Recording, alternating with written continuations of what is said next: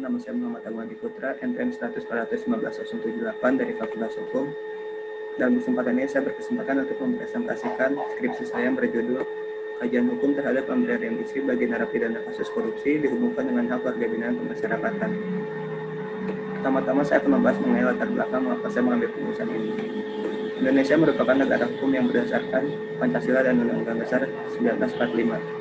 Negara Republik Indonesia mengakui dirinya menjunjung tinggi hak asasi manusia yang menjamin hak warga negaranya.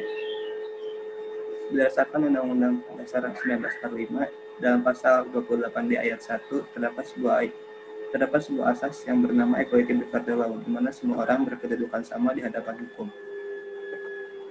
Perlu dipahami bahwa narapidana sebagai warga binaan pemasyarakatan tidak berarti seluruh hak-haknya dicabut.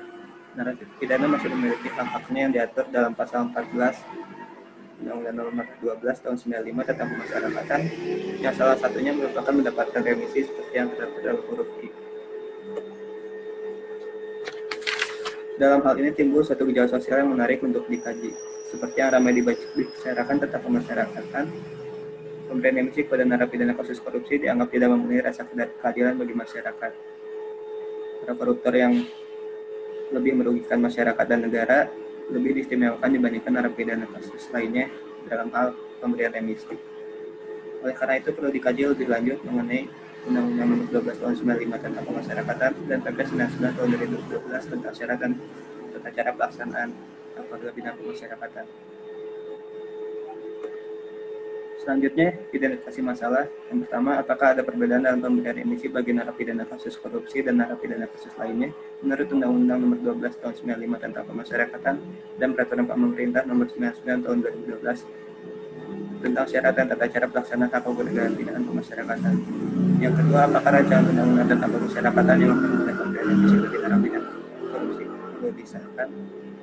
Selanjutnya, tujuan penelitian. Yang pertama, untuk mengetahui perbedaan dalam pemberian remisi bagi narapidana kasus korupsi dan narapidana kasus lainnya menurut Undang-Undang Nomor 12 Tahun 95 dan Undang-Undang Nomor 99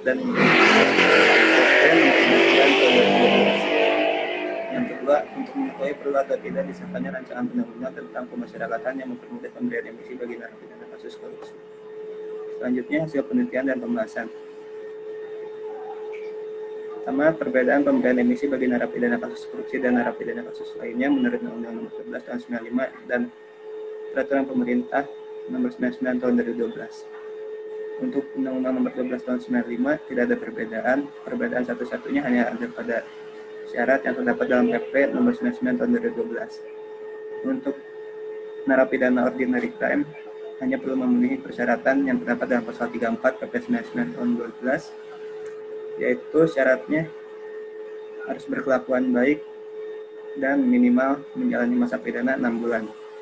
Sedangkan untuk narapidana kasus korupsi yang termasuk extraordinary crime harus memenuhi pasal 34 dan pasal 34A PP 99 tahun 12, yaitu selain persyaratan yang tadi disebutkan harus memenuhi persyaratan sebagai justice collaborator dan telah melunasi denda yang ditetapkan pengadilan. Selanjutnya, revisi Undang-Undang tentang Pemasyarakatan memudahkan pemberian remisi bagi narapidana kasus korupsi. Setelah melakukan observasi, penulis mendapatkan hasil bahwa masyarakat berpendapat tidak setuju jika Undang-Undang tentang Pemasyarakatan direvisi apabila hanya untuk mempermudah pemberian remisi pada narapidana kasus korupsi. Simpulannya, yang pertama, yang membedakan syarat pemberian remisi pada narapidana kasus korupsi dengan lainnya adalah narapidana kasus korupsi harus memenuhi persyaratan yang ditentukan dalam pasal 34 dan pasal 34A PP 99 tahun 2012. Sedangkan untuk ordinary crime hanya untuk pasal 34 saja. Selanjutnya, yang kedua, berdasarkan hasil penelitian yang telah penulis lakukan, masyarakat menyatakan tidak setuju jika revisi Undang-Undang tentang Pemasyarakatan dilakukan untuk mempermudah pemberian remisi bagi narapidana kasus korupsi. Karena pada dasarnya para narasumber menilai bahwa narapidana kasus korupsi terlalu mendapatkan keistimewaan.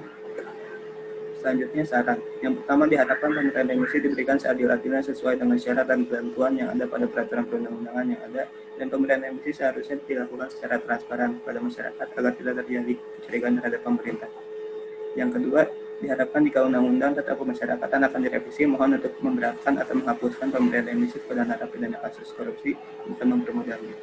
Mungkin sekian yang bisa saya sampaikan. Mohon maaf apabila ada kesalahan. Terima kasih. Wassalamualaikum warahmatullahi wabarakatuh.